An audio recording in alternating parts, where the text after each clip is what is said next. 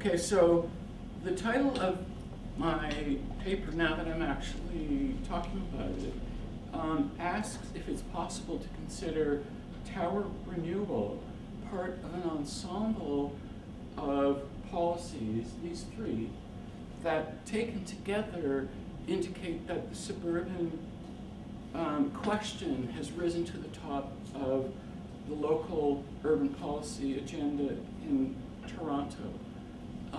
Certainly, it seems every week there's an article in the newspaper that talks about the problem of the older suburb. I think there was one in the Globe or the Star yesterday, yeah, of an architecture student who was reimagining Pickering, I think. In this regard, what I think is potentially useful is to compare this ensemble of renewal policies to an older set of policies that were implemented 50, 60 years ago in Canada under the title Urban Renewal. So then there were policies that addressed the problem of the inner city. Now we have what I interpret as a de facto program that addresses the problem of the inner suburb. So I haven't made this comparison yet, but I think it is a useful way to approach what's happening.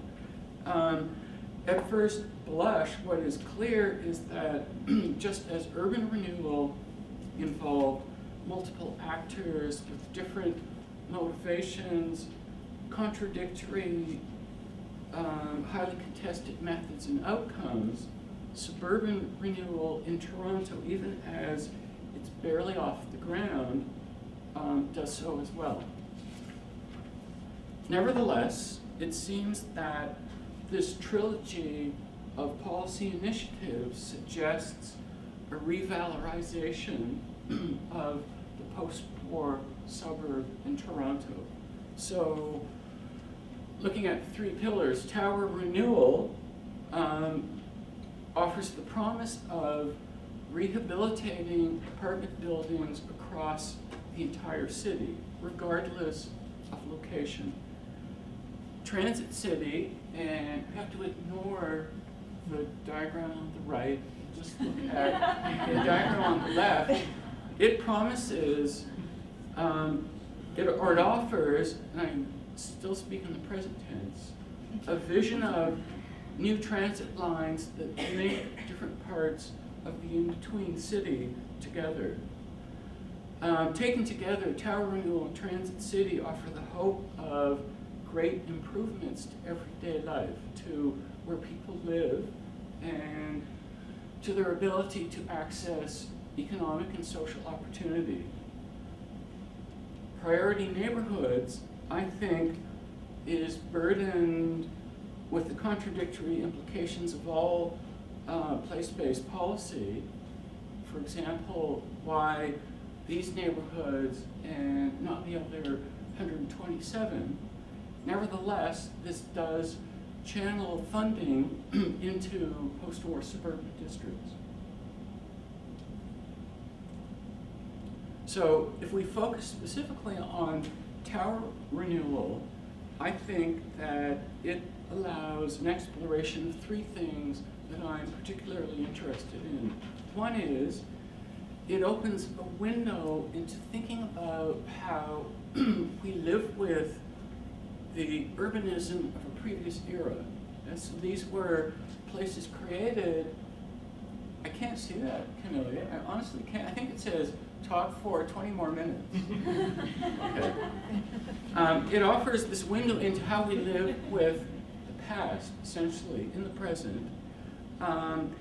It offers a window into shifting alignments of state, market, civil society, and it lets us look at the capacity or the ability of local communities to act as agents of progressive change. So I think that is what the study offers, at least is what I see it as, an academic approaching it. And I think The ambition is absolutely admirable to bring improvements to 1,000 buildings. That is a wonderful goal. At the same time, I see some really striking contradictions. The first is that Tower Renewal appears to want to achieve social policy through the private market. Second, and linked to that, it's proposing a new government initiative in an era, neoliberal, and an arena, private market housing, that wants nothing to do with governance. So if we look closely at those relationships between market, state, civil society, what we see is the state, in the form of the city, use its ability to raise capital in order to make low-interest loans to private landlords to upgrade their buildings with the aim of preserving this relatively affordable housing stock. And it paints a win-win scenario in which landlords end up with enhanced assets, tenants end up with improved buildings and no rent increases, and the city deals with this issue at no net cost to taxpayers. That's the premise. What's clear is there are many different perspectives on high-rise residential building in Toronto, each of which could potentially push it or pull it, the program, in a different direction.